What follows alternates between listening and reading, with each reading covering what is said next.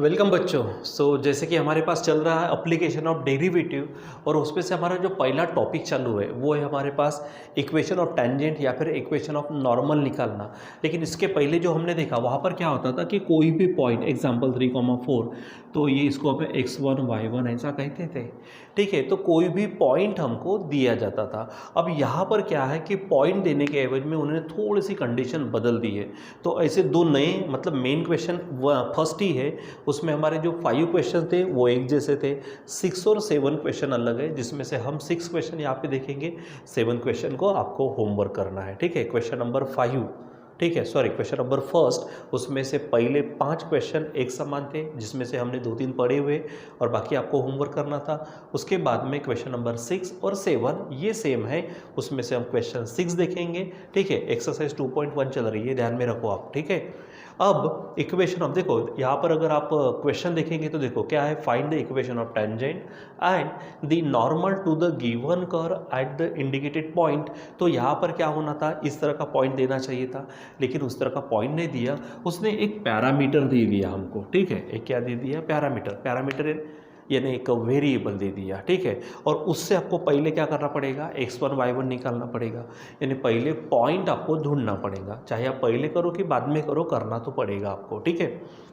और आप यहाँ पे देख रहे हो ये x is equal to sine theta है, y is equal to cos 2 theta है, मतलब x and y these are the functions of theta. ठीक है, मतलब these are the parametric functions. तो हमने जो पहले इसके पहले किया हुआ है पैरामेट्रिक फंक्शंस के डेरिवेटिव, उस तरीके से सॉल्व करना पड़ेगा। लेकिन सबसे पहले तो हमको वो पॉइंट ढूंढना पड़ेगा जहाँ पर ये जो कर्व मिलेगा, इस कर्व को यहाँ पर मान लीजिए कि ये टेंजेंट मिलेंगी और यहाँ पर ये नॉर्मल मिलेगी, तो ये पॉइंट ढूंढना पड़ेगा ना।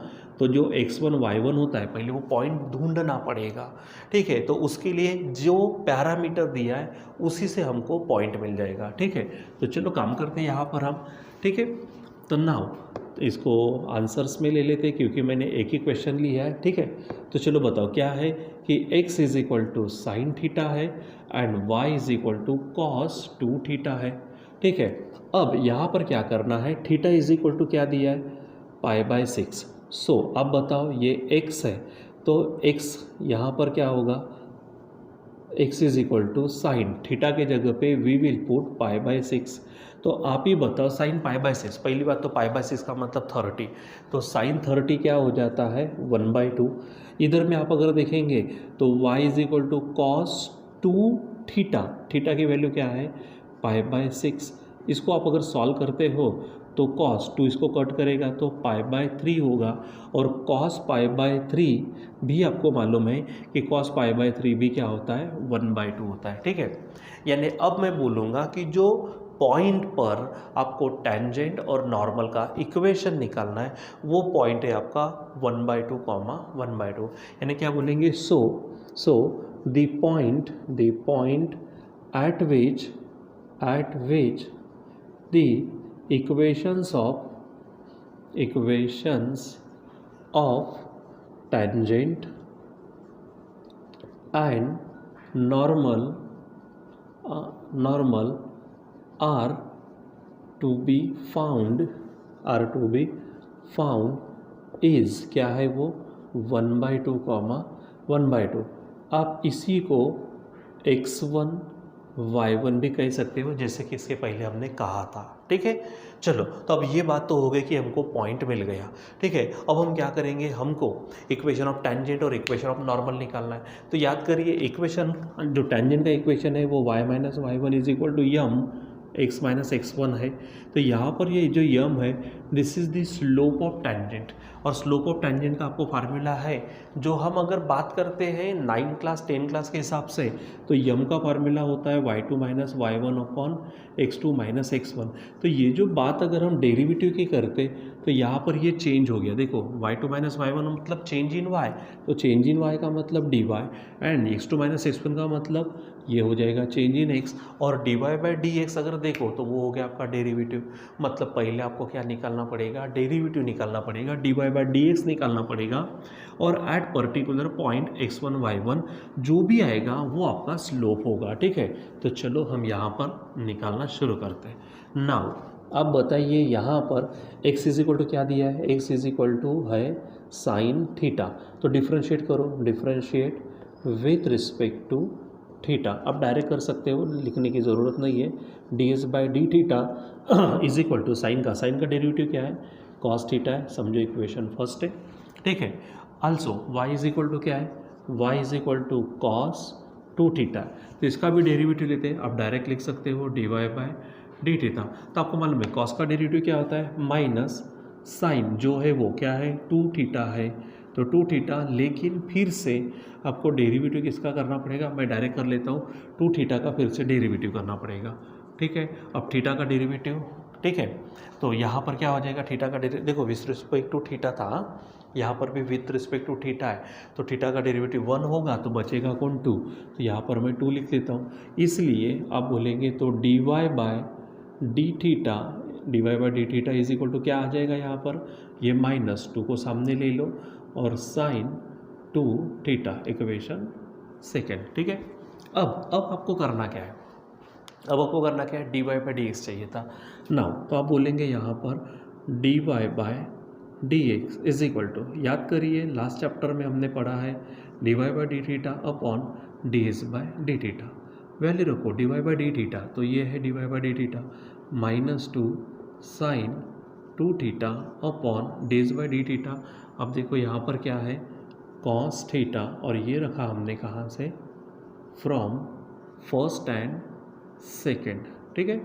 चलो अब सॉल्व करो तो अब ये तो हो गया, कुछ खास करने लायक कहीं नहीं, रहने दीजिए। लेकिन अब आपको क्या चाहिए था, अब आपको चाहिए है हमारे पास में जो पॉइंट है उसके अनुसार काम करेंगे। हाँ लेकिन एक बात है पॉइंट की बात करते हैं तो जब x1 y1 की बात करूँगा ना तब आप 1/2 रखना, लेकिन ये मिले कहाँ से 1/2 हो, 1/2 अगर बात करते तो थीटा इज इक्वल टू ये, ठीक है। यानी अब हम क्या करते, d y by d x कहाँ पर निकालते, at theta is equal to π/6, क्योंकि वही हमको दिया था। तो देखो यहाँ पर ये -2 है, आप ऊपर में देखो साइन 2 थीटा की वैल्यू क्या कही मैंने π/6, ठीक है, अपॉन नीचे में क्या है कॉस थीटा मतलब π/6। अब आप इसको सॉल्व करो तो ये आपके पास है -2, ठीक है। अब देखो ये 2 कट जाएगा, यानी क्या बनेगा हमारे पास में साइन π/3 बनेगा, यहाँ पर क्या होगा साइन π/3, और नीचे में होगा हमारे पास में कॉस π/3, ठीक है। अब जब हम बात करते हैं यहाँ पर, ठीक है, नीचे जाते हैं, ठीक है, तो ये -2 है, साइन π/3, साइन π/3 का मतलब 60, तो साइन 60 क्या होता है √3/2, क्या होता है वो √3/2। फिर उसके बाद में यहाँ पर आता कॉस π/3, ठीक है, यहाँ पर गलती हो गई, यहाँ पे कॉस π/6 है, यहाँ पर कॉस π/6, कॉस π/6 का मतलब π/6 का मतलब 30, और कॉस 30 होता वो भी √3/2 है। तो अब ये √3/2 कैंसिल हो जाएगा, तो ये आएगा -2। और आप देखो यहाँ पर ये जो d y by d x at theta is equal to π/6 है, यही हमारा क्या है, यही हमारा स्लोप है, ठीक है। यानी क्या बोलेंगे slope of tangent, slope of tangent, slope of tangent at theta is equal to π/6, that is, अब थीटा इज इक्वल टू π/6 है, मतलब थीटा इज इक्वल टू π/6 मतलब x1 y1 की बात करते हैं तो पॉइंट होगा 1/2, ठीक है। और इसलिए आप लिख सकेंगे सो m इज इक्वल टू आपके पास मिल गया 2, यानी हमारे पास टेंजेंट का स्लोप मिल गया -2। अब उसका इक्वेशन तो चलो बताओ क्या है, equation of tangent at theta is equal to π/6, that is at, ठीक है, दैट इज़ किस पे बोलेंगे आप, दैट इज़ एट पॉइंट है 1/2, 1/2, ठीक है। तो चलो फार्मूला क्या है, y minus y1 is equal to m x minus x1। तो अब देखो ये y है माइनस y1, अब देखो यहाँ पे ऑलरेडी मैंने लिख कर रखा है, तो y1 हमारे पास है 1/2, यम की बात करते हैं तो -2, x माइनस फिर से x1 क्या है 1/2 है, वो देखो आप वहाँ पर, ठीक है। चलो तो आप इसको सॉल्व करना शुरू कर लो, ठीक है। क्या हो जाएगा, तो यहाँ पर y माइनस 1/2, आप यहाँ पर 2 से मल्टीप्लाई कर दो तो क्या बन जाएगा इज इक्वल टू -2x है, ठीक है। आप 2 से मल्टीप्लाई भी कर सकते हैं, मल्टीप्लाइंग बाय 2 कर लो, तो 2 इंटू वाई, 2y होगा माइनस ये 2 कट जाएगा तो बचेगा 1 इज इक्वल टू 2 2 ज़ा 4 होगा, ध्यान में रखना 2 2 ज़ा 4 लेकिन -4, तो -4 से मल्टीप्लाई करेंगे तो -4x प्लस, ठीक है, क्योंकि माइनस माइनस प्लस और यहाँ पर 4 है। अब बोलेंगे सर 2 दिख रहा, अरे ये 2 से मल्टीप्लाई करेंगे तो 4 होगा, 4 से मल्टीप्लाई करो हाफ तो आंसर आएगा हमारे पास में 2। इधर ट्रांसफ़र कर दो तो 4x है प्लस 2y, ऑलरेडी -1 है, 2 इधर आएगा तो -2 इज इक्वल टू 0, और इसीलिए 4x प्लस 2y -1 -2 -3 होगा इज इक्वल टू 0। आप यहाँ पर फिर से एक बार चेक कर लो, हमने मल्टीप्लाइंग बाय 2 किया तो 2 इंटू वाई 2y, 2 कटेंगे तो 1, ठीक है, 2 2 ज़ा 4 लेकिन -4 इंटू एक्स यानी -4x और माइनस माइनस प्लस -4 हाफ कर दो उसके तो 2 आएगा, ठीक है। और इसको अगर सॉल्व करेंगे तो ये 4x इधर आएगा तो पॉजिटिव, ये यहाँ पर और ये इधर आया तो आंसर इस तरह से हो जाएगा, ठीक है। अब ये हो गया हमारे पास इक्वेशन ऑफ टेंजेंट। अब इक्वेशन ऑफ नॉर्मल निकालना है तो उसका स्लोप निकालते हैं, यानी क्या बोलेंगे, slope of normal at theta is equal to π/6, तो उसको मैं नाम देता m1, जो रहने वाला है -1/m, मतलब -1/m कितना है हमारे पास -2 है, यानी आंसर होगा 1/2, ठीक है। चलो अब इक्वेशन ऑफ नॉर्मल, ठीक है, तो equation of normal at theta is equal to π/6, that is at 1/2 1/2, तो फार्मूला फिर से y माइनस y1, लेकिन अब m1 रहेगा x माइनस x1, ठीक है, तो y माइनस y1 है 1/2, इधर m1 जो है वो भी 1/2 है और x माइनस x1 जो है वो भी 1/2 ही है यहाँ पर, ठीक है। चलो सॉल्व करना तो बनता है, तो यहाँ पे लिखेंगे मल्टीप्लाइंग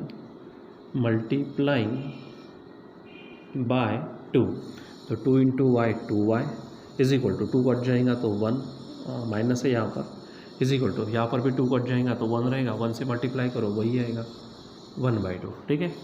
तो इस तरह से आपका आंसर हो जाएगा। अब ये x मैं पहले लिखता हूँ, ठीक है, फिर से चेक करो, 2 से मल्टीप्लाई किया है तो 2y होगा, 2 कटेगा तो 1 रहेगा, 2 कटेगा तो 1 और 1 से मल्टीप्लाई करेंगे तो x माइनस 1/2, ठीक है। ये x को पहले लिखा, ये 2y उधर जाएगा तो -2y, ऑलरेडी -1/2 है, ये जो 1 है ये 1 उधर जाएगा तो प्लस होगा इज इक्वल टू 0। अब सॉल्व करो तो x माइनस 2y, ठीक है, अब -1/2 प्लस 1 तो आंसर आएगा +1/2 इज इक्वल टू 0। फिर से मल्टीप्लाइंग बाय क्या कर लो, यहाँ पर आप 2 कर लो, ठीक है, तो ये बन जाएगा 2x, ये बनेगा 4y plus 1 is equal to 0। आप इतना यहाँ पर ढंग से कर सकते हो, ठीक है। तो इस तरह से आपको इक्वेशन ध्यान में रखना है, ठीक है, यानी इस तरह से आपको यहाँ पर करते करते जाना है, ठीक है। तो बच्चों यहाँ पर हमारे पास में जो क्वेश्चन होगा, क्वेश्चन के जो आंसर्स है वो इस तरह से हमको क्या करना है, नए क्वेश्चन से, ठीक है। यहाँ पर डायरेक्ट पॉइंट देने के एवज में उन्होंने क्या किया था, थीटा इज इक्वल टू, यानी वो पैरामीटर आपको दिया गया था, ठीक है। सो इस तरह का एक और क्वेश्चन फर्स्ट क्वेश्चन में ही है 7 क्वेश्चन, आप उसको घर पर सॉल्व करिए अच्छे से, तो आपको उसका भी आंसर मिल जाएगा, ठीक है बच्चों। तो यहाँ पर आज के लिए बस इतना ही, बाकी का कंटिन्यू करेंगे बाद में। Till then bye.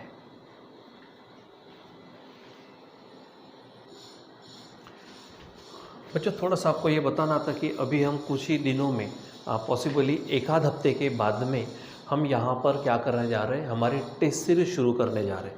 तो जो भी आपका अभी तक सिलेबस हो चुका है उस सिलेबस को ही हम क्या करेंगे, यानी 2-3 चैप्टर मिलाकर हम टेस्ट रखने वाले हैं यहाँ पर। तो उसका जो पूरा का पूरा टाइम टेबल है वो टाइम टेबल बोलो, उसके बाद कितने चैप्टर्स रहने वाले हैं, कौन से विषय के, वो ठीक है। तो वो सब हम क्या करने वाले आपको वैसे भी या तो व्हाट्सअप करेंगे या फिर कॉल करके हम बताने वाले हैं, ठीक है। सो आप जितना भी है स्टार्टिंग से पढ़ाई करना चालू कर दो, ठीक है। जैसे हमारे मैथमेटिक्स में पार्ट 1 पार्ट 2 में कुछ चैप्टर्स हुए हैं, ठीक है। आपका फिजिक्स में भी हुआ है, केमिस्ट्री बायोलॉजी में भी हुए, ठीक है। तो जितना भी आपका हुआ है तो उसको क्या करना चालू कर दीजिए, रिवाइज करना चालू कर दीजिए, बार बार पढ़ना चालू कर दीजिए, ठीक है। तो आप अगर बराबर उसको सिस्टमेटिक पद्धति से टेस्ट सीरीज में वगैरह लेंगे तो आपके बहुत ज़्यादा प्रैक्टिस होना शुरू हो जाएंगे, ठीक है। नहीं तो अगर हम बात करेंगे कि सब चैप्टर चैप्टर्स ख़त्म हो जाने के बाद में हम टेस्ट सीरीज शुरू करेंगे तो वहाँ पर भी प्रॉब्लम्स होंगे, ठीक है। वो होनी नहीं चाहिए, इसलिए हम अभी से करने वाले हैं, ठीक है। और जो हमारी मंडे की जो टेस्ट होती है जिसमें MCQ टाइप जो करंट टॉपिक्स पे होता है वो तो वैसा ही रहने वाला है, ठीक है। लेकिन वो जो टेस्ट लेंगे तो वहाँ पर कैसे कि पॉसिबली हम 25 मार्क्स के पेपर्स बनाने वाले और उसको प्रैक्टिकली आपको सॉल्व भी करना है। तो उसके लिए क्या करना पड़ेगा, जैसे हम आपको बाद में बताएंगे भी, तो आपको क्वेश्चन पेपर लेने के लिए यहाँ पर आना पड़ेगा, क्वेश्चन पेपर लेके जाने पड़ेंगे, फिर आप उसको बराबर टाइमिंग के अनुसार सॉल्व करेंगे और दूसरे दिन में आपको वहाँ पे क्या करना है, हमको वो आंसर पेपर भी जमा कर देने, फिर हम उसको चेक कर देंगे, ठीक है। क्योंकि अभी इतना आपको करना ही पड़ेगा, क्योंकि हर एक चीज़ पूरे के पूरे MCQ टाइप में नहीं बन पाएंगे, क्योंकि जब आप बोर्ड की एग्ज़ाम देंगे तो बोर्ड में कम्प्लीटली सिर्फ और सिर्फ MCQ थोड़ी ना आने वाले हैं, ठीक है। तो आपको सब्जेक्टिव यानी कंसेप्चुअल प्रैक्टिस भी होनी चाहिए और ऑब्जेक्टिव यानी MCQ टाइप क्वेश्चंस की भी प्रैक्टिस होनी चाहिए। तो करंट टॉपिक्स पर हम MCQ ले ही रहे हैं, ठीक है। हफ्ते के हफ्ते हम जो टेस्ट ले रहे हैं तो उसमें MCQ टाइप है, लेकिन अगर हम कंसेप्चुअल टेस्ट लेना चाहते हैं तो हमको वो चालू करना पड़ेगा। तो पॉसिबली 8-10 दिनों में हम ये चालू करेंगे, हो सकता है बीच में भी चालू कर दें, लेकिन आप उसके लिए पहले से तैयार रहो, पढ़ाई करना चालू रखो, ठीक है बच्चों।